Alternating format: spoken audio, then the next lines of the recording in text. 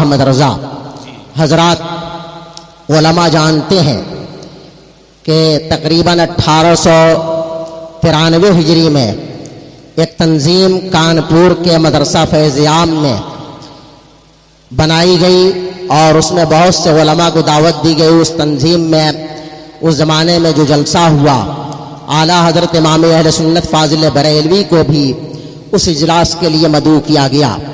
سرکار اعلیٰ حضرت بھی شریک ہوئے اور اس میں دیگر علماء کے ساتھ ساتھ حضرت علامہ احمد حسن کانپوری صاحب، حضرت مولانا محمد حسین الہ آبادی صاحب، ماررہ شریف، بدایوں شریف کے اکابر بھی اس میں شریک ہوئے۔ اس میں دیگر فرقوں کے لوگ بھی شریک۔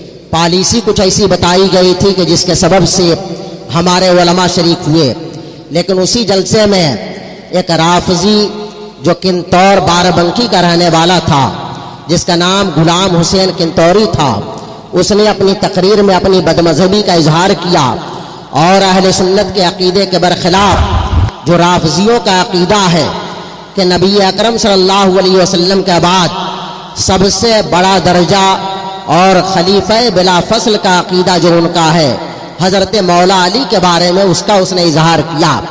اعلیٰ حضرت امام اہل سنت فاضل بریلوی اس جلسے میں موجود تھے۔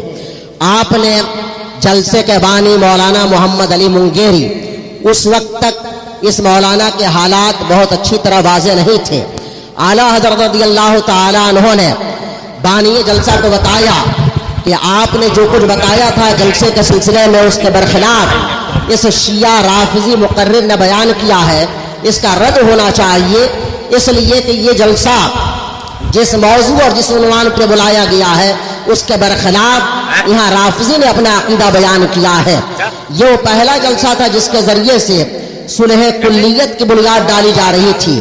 ہم سب کے پیر و مرشد سیدی سرکار تاج الشریعہ رحمۃ اللہ تعالی علیہ سے جب یہ پوچھا گیا کہ صلح کلیت کیا ہے تو آپ نے فرمایا کہ ندوہ تنظیم کی جب بنا پڑی، جب اس کو قائم کیا گیا، اس وقت سے یہ صلح کلیت کا ماحول قائم ہوا اور لوگوں نے یہ تحریک چلانا شروع کیا کہ کلمے کے نام پر ہمیں متحد ہو جانا چاہیے، کہیں تعلیم کے نام پر متحد ہو جانا چاہیے، اصلاح معاشرہ کے نام پر متحد ہو جانا چاہیے۔ لیکن ہمارے علماء نے دیکھا ہے، اہل علم جانتے ہیں کہ جب جب اس قسم کا اتحاد قائم کیا گیا ہے تو اس اتحاد سے اہل سنت کو نقصان پہنچا ہے، اہل حق کو نقصان پہنچا ہے۔ زمانے سابق میں لوگ مثالیں پیش کرتے ہیں کہ مسلم پرسنل لا بورڈ کی جو میٹنگ 1972 میں بامبے کے اندر ہوئی تھی، لوگ بتاتے ہیں کہ اس میں علامہ ارشد القادری صاحب علیہ رحمہ شریک تھے، علامہ برہان الحق صاحب جبل پوری علیہ رحمہ شریک تھے، اور اس کو دلیل بنا کر کے بعض ایسے لوگ جو اپنے عمل اور کردار کے اعتبار سے ہمیشہ مشکوک رہے ہیں، وہ یہ بتانا چاہتے ہیں کہ دیوبندیوں کے ساتھ جلسہ کرنا جائز ہے، وہابیوں کے ساتھ جلسہ کرنا جائز ہے، شیعوں کے مجلسوں میں جانا جائز ہے۔ ابھی آپ نے دیکھا کہ اس کا اثر کیا ہوا کہ ایک سنی کہلانے والا مولانا جس کے اوپر بہت سے ہمارے علماء نے فتوے دیے ہیں، ابھی بمبئی میں محرم کے مہینے میں وہ تقریر کر رہا ہے۔ ہمارے مدرسوں کے بہت سے ذمہ دار علماء وہاں بیٹھے ہوئے تھے، پڑھے لکھے لوگ بیٹھے تھے جو ہمارے اپنے علماء کی توہین کرتے ہیں، ہمارے بزرگوں کی توہین کرتے ہیں، لیکن وہیں پر ایک شخص حضرت سیدنا امیر معاویہ رضی اللہ تعالیٰ عنہ کی توہین کر رہا ہے اور سارے کے سارے مولوی خاموش بیٹھے رہے۔ سوال یہ پیدا ہوتا ہے کہ آپ کہاں بولیں گے؟ اپنے علماء سے لڑنے والے، اپنے مرکز سے لڑنے والے، اپنے مشائخ سے لڑنے والے، اپنے پیران کرام سے لڑنے والے، جب صحابہ کی توہین ہوتی ہے وہاں آپ کی زبان گنگ رہ جاتی ہے۔ جہاں نبی اکرم صلی اللہ علیہ وسلم کی شان گھٹائی جاتی ہے، جہاں ہمارے بزرگوں کو برا کہا جاتا ہے، وہاں یہ علماء بولتے نہیں ہیں۔ جو لوگ یہ کہتے ہیں کہ جب تک ہم ایک ساتھ نہیں بیٹھیں گے کیسے ہم پیغام پہنچائیں گے، کیسے ہم دعوت دیں گے، کیسے ہم حق بات بولیں گے، تجربہ یہ بتاتا ہے کہ جہاں جہاں سنیوں، وہابیوں، رافضیوں، خارجیوں کے اتحاد کی بات ہوئی ہے وہاں سنیوں کو فائدہ نہیں پہنچا ہے۔ میں بتانا چاہتا ہوں کہ مسلم پرسنل لا بورڈ کے میٹنگ میں پہلی مرتبہ علامہ برہان ملت شریک ہوئے، لیکن اپنے سے نہیں شریک ہوئے تھے بلکہ حضور مفتی اعظم نے جب اجازت دیا تھا اس سے پہلے دیوبندی علماء نے، مسلم پسند بورڈ کے حامیوں نے بہت سے سنی علماء سے رابطہ کیا، لیکن ہمارے علماء جانتے ہیں کہ دیوبندیوں کے ساتھ اٹھنا بیٹھنا ناجائز ہے۔ اگر ایک مولانا دیوبندی کے ساتھ اٹھے بیٹھے گا، ہم لوگ یہاں سے تقریریں کرتے ہیں، ہر عالم کہتا ہے کہ دیوبندی غلط ہے، وہاں بھی غلط ہے، لیکن جب ہم ہی میں کا ایک مولانا دیوبندیوں کے ساتھ جلسہ کرے گا، عوام کو اس پر کیا اثر پڑے گا؟ وہ کہیں گے کہ یہ مولانا لوگ اپنے فائدے کے لیے ہمیں تو منع کرتے ہیں، خود ان کے ساتھ جلسہ کر لیا کرتے ہیں۔ میں بتانا یہ چاہتا ہوں کہ آج بھی اتحاد کی بات ہو رہی ہے، کچھ ایسے لوگ اتحاد کی بات کر رہے ہیں جن کو اللہ نے عقل و خرد سے بے بہا بنا دیا ہے۔ آپ کے باپ کو اگر کوئی برا کہے، آپ بتاؤ اسے آپ دعوت دے کر کے اپنے گھر بلاؤ گے؟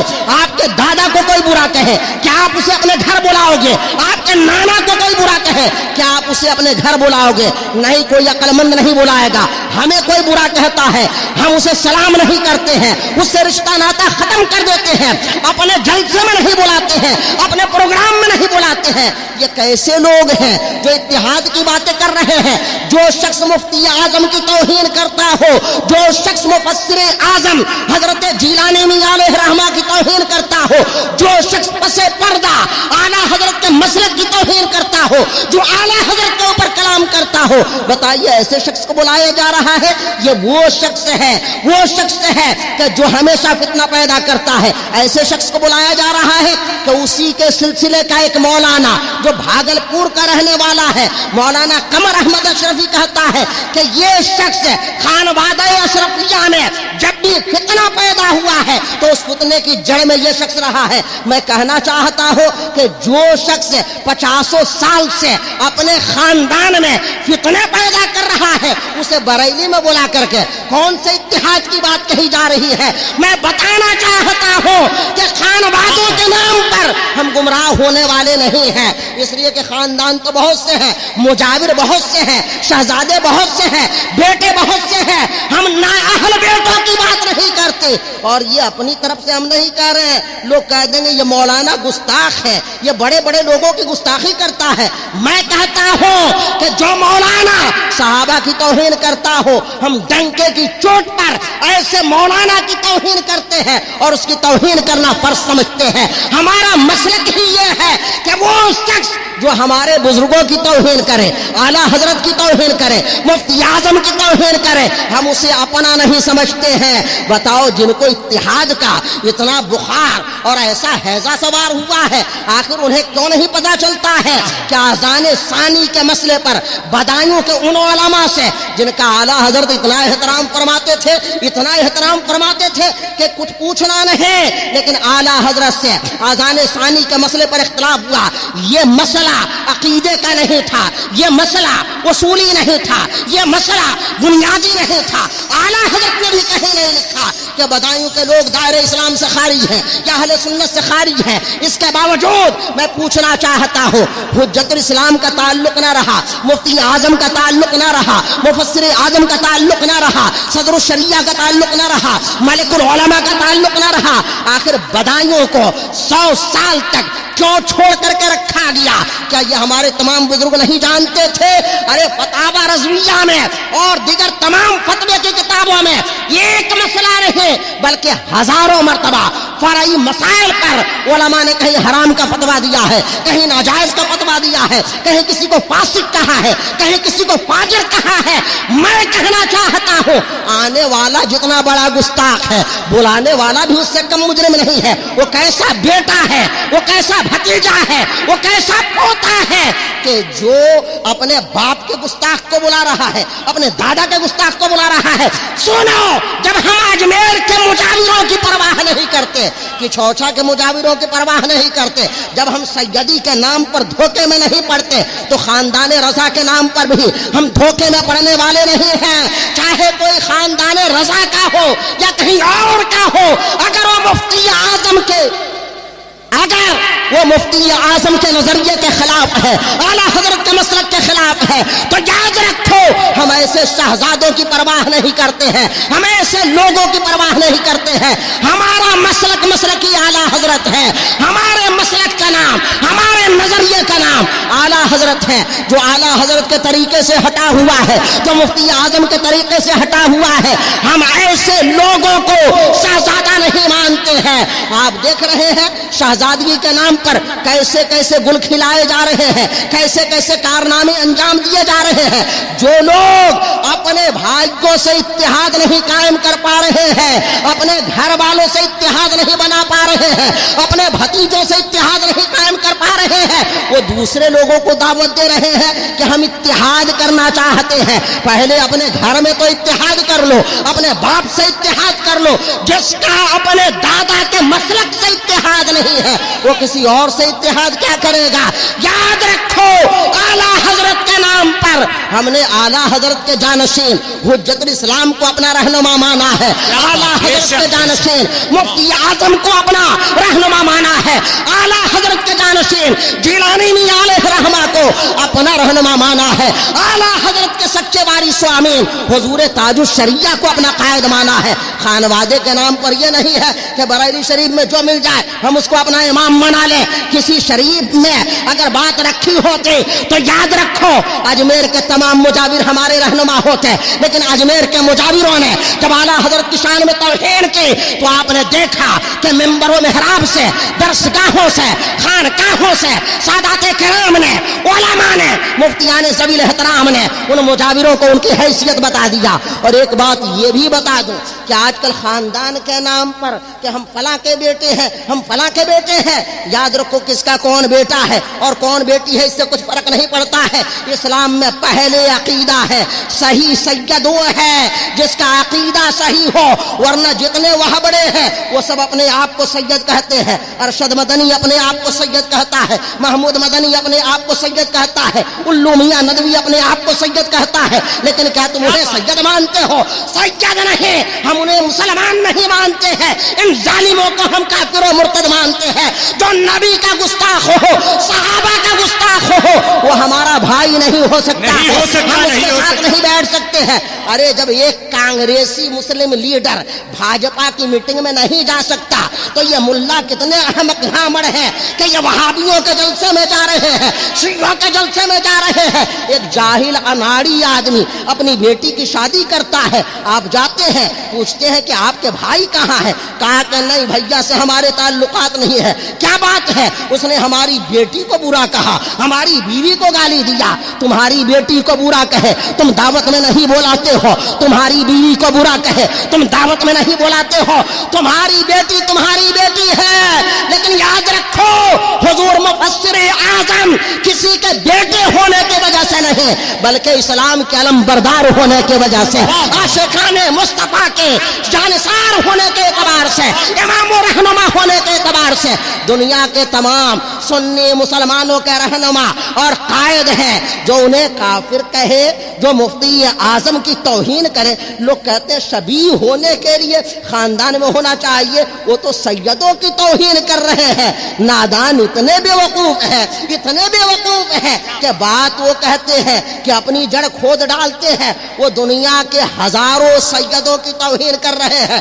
اگر باپ کی طرح بیٹا ہی ہوتا ہے اور بیٹے کے علاوہ کوئی نہیں ہو سکتا تو میں کہتا ہوں کہ رسول پاک صلی اللہ علیہ وسلم کی کیا شان ہے؟ نہ ان کے چہرے کا جواب ہے، نہ ان کے جلوے کا جواب ہے، نہ ان کی شکل کا جواب ہے، نہ کردار کا جواب ہے، نہ صورت کا جواب ہے. حضور کیسے تھے؟ آپ نے بارہا سنا کہ چاند کی چاندنی حضور کے قدموں کی بدولت ہے، تو چہرہ کیسا ہوگا؟ اب وہ سید جن کا رنگ بالکل سفید نہیں ہے، بتاؤ کیا ان کو سید مانو گے؟ ایسے تمام ظالم بیوقوف لوگ، خواہ وہ سید ہو یا غیر سید ہو، ان سیدوں کی توہین کر رہے ہیں اور کہہ رہے ہیں کہ تمہاری ماؤں نے خطا کیا ہے. یاد رکھو جو کسی اللہ والے کی توہین کرتا ہے تو گالی پلٹ کے اسی کے یہاں چلی جاتی ہے. پھر میں کہنا چاہتا ہوں کہ آنے والا جتنا ظالم ہے اس سے کم مجرم بلانے والا بھی نہیں ہے، اس سے کم خاطی بلانے والا بھی نہیں ہے. یاد رکھو بریلی ہماری آنکھوں کا سرما ہے، بریلی کے نام پر ہم جان نثار کرتے ہیں. آج سے کئی مہینے پہلے سوشل میڈیا پہ ایک بحث چلی، آئے دن لوگوں کو حیضہ ہوا کرتا ہے اتحاد کرنے کا، مدرسے کے مولوی کو اپنے پرنسپل سے اتحاد نہیں ہے، ناظم اعلیٰ سے اتحاد نہیں، مرید کو پیر سے اتحاد نہیں، لیکن پوری دنیا کے اتحاد کا وہ ٹھیکہ لیے ہوئے ہیں۔ یہ بریلی میں جو بھیڑ جمع ہوتی ہے، دیوانوں کا جو ازدحام ہوتا ہے، لوگوں کے ہوش اڑے ہوئے ہیں کہ 100 سال پہلے مولانا احمد رضا آئے، اتنی بھیڑ ہمارے باپ دادا نہ جمع کر پائے، ہم سارے کے سارے مل کے یہ بھیڑ نہیں جمع کر پاتے ہیں۔ اعلیٰ حضرت کے نام پہ اتنی بھیڑ کیوں ہو رہی ہے؟ اسی زمانے میں کچھ لوگوں کو بیماری تھی کہ اعلیٰ حضرت کو قبول نہ کریں گے، کہا کہ اچھا چلو مجبوری ہے، اعلیٰ حضرت کو مان لیتے ہیں، اس کے بعد تو ہمارا ہی رہے گا۔ لیکن جب حضور حجت الاسلام کا زمانہ آیا، ان کے ہاتھوں سے ان کے سارے بنائے ہوئے خواب نکل گئے، اور انہوں نے دیکھا کہ حجت اسلام کا جلوہ بھی ویسے ہی برقرار ہے۔ مفتی اعظم کا زمانہ آیا، لوگوں نے کہا کہ اچھا چلو کسی طرح ان کو جھیل لو، ان کے بعد تو لوگ ہم ہی سے مرید ہوں گے۔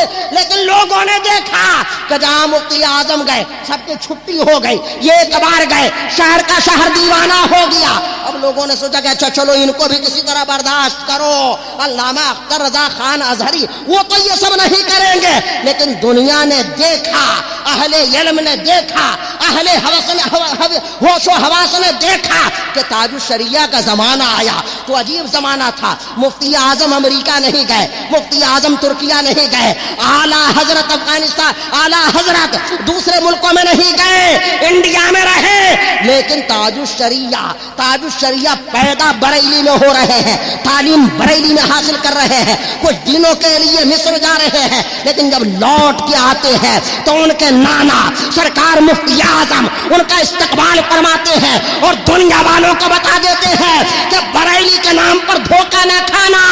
مفتی اعظم مولانا مصطفیٰ رضا جس کا احترام کر رہے ہیں، اس کا احترام تمہارے اوپر بھی لازم ہے۔ جس کے استقبال کے لیے ریلوے اسٹیشن مفتی اعظم جا رہے ہیں، گویا کہ بتا رہے ہیں کہ امام احمد رضا کا اگر کوئی سچا جانشین ہے اس دور میں تو تاج الشریعہ ہے۔ اب لوگوں کہ تاج الشریعہ چلے جائیں گے تو اب ان کے بعد کیا ہوگا؟ حضور اسجد میاں کہاں یہ سب کریں گے؟ وہ کہاں جائیں گے؟ وہ تو پوچھتے بھی نہیں ہے، ان کو پیری مریدی سے اور مریدوں سے کوئی لینا دینا نہیں ہے۔ کسی کو تھا کہ ہم ان کے بعد ہیں، کسی کو تھا کہ ہم ان کے بعد ہیں، کسی کو تھا کہ ہم ان کے بعد ہیں۔ لوگوں نے تانے بانے بچھا دیے، لیکن دیکھا کہ بریلی کا شہزادہ جیسے نمودار ہوتا ہے، ایسا لگتا ہے کہ آسمان پہ رات اندھیری ہے، اچانک 14ویں کا چاند نکل آیا ہو۔ حضور اسجد میاں میدان میں آتے ہیں، زمانہ ان کا گرویدہ ہو جا رہا ہے، جدھر جا رہے ہیں ہر چھوٹا بڑا ان کے پیچھے دوڑ رہا ہے۔ ابھی پچھلے سال جب کٹیار کے علاقے میں گئے، ایک 12-13 سال کا بچہ تقریباً 12 کلومیٹر پیدل دوڑتا رہا گاڑی کے پیچھے اور کہتا رہا کریا کریا تاج الشریعہ، کریا کریا تاج الشریعہ۔ اس سے پوچھا گیا بیٹے تم کہاں سے آ رہے ہو؟ کہا کہ اتنے کوس سے آ رہا ہوں۔ کہا کہ جانتے ہو یہ کون آئے ہیں؟ کہا کہ نہیں یہ تو نہیں جانتا ہوں، لیکن یہ جانتا ہوں کہ یہ میرے پیر صاحب کے بیٹی آئے ہوئے ہیں، میرے پیر صاحب کے بیٹے آئے ہیں۔ میں کہنا چاہتا ہوں 80 سال کی عمر میں اگر کسی کا دماغ خراب ہو جائے تو اسے علاج کی ضرورت ہے، دماغین کھانے کی ضرورت ہے، ورزش کی ضرورت ہے، اور یہ نہ فائدہ کرے تو کہیں جا کے کسی سیور میں وہ یوگا کر سکتے ہیں، لیکن وہ حضور اسجد میاں کے اوپر طنز کرے، سنی مسلمانوں کو یہ برداشت نہیں ہے۔ اسجد میاں اس وقت اسجد میاں نہیں ہے، قائد ملت ہے، قائد اہل سنت ہے، قاضی القضات ہے، جانشین اعلیٰ حضرت ہے، جانشین مفتی اعظم ہے۔ میں یہ کہنا چاہتا ہوں بہت سے بے وقوف قسم کا مرید کہتے ہیں اسجد بھیا، اسجد بھیا، کوئی کہتا ہے چاچا، کوئی کہتا ہے دادا۔ ارے پیر کو، امام کو، مخدوم زادے کو بھیا چاچا دادا نہیں کہا جاتا ہے، مخدوم جانشین ہے۔ پردھان منتری صرف پردھان منتری ہوتا ہے، راشٹرپتی صرف راشٹرپتی ہوتا ہے۔ آج کے دور میں اگر صلح کلیت کا مقابلہ کرنا ہے تو حضور قائد ملت کا دامن تھام لو، جو ان کے ساتھ ہوگا ہم سمجھتے ہیں کہ والا حضرت کے ساتھ ہے، جو ان سے الگ ہوگا ہم سمجھتے ہیں کہ اس کا تار کہیں نہ کہیں یا تو شیعوں سے مل رہا ہے یا وہابیوں سے ٹکرا رہا ہے. جب ہی یہ بلب پرانے زمانے والا لال والا بلب کبھی جل رہا ہے، کبھی بجھ رہا ہے، کبھی جل رہا ہے، کبھی بجھ رہا ہے، ایسے بلب کو اتار کے پھینک دو. اب یہ نیا زمانہ ہے، یہ نئی روشنی ہے، یہ نئے طریقے ہیں. اللہ تعالی ہم سب کو مسلک اعلی حضرت پر سختی کے ساتھ قائم رکھے. آمین یا رب العالمین. السلام علیکم ورحمۃ اللہ وبرکاتہ.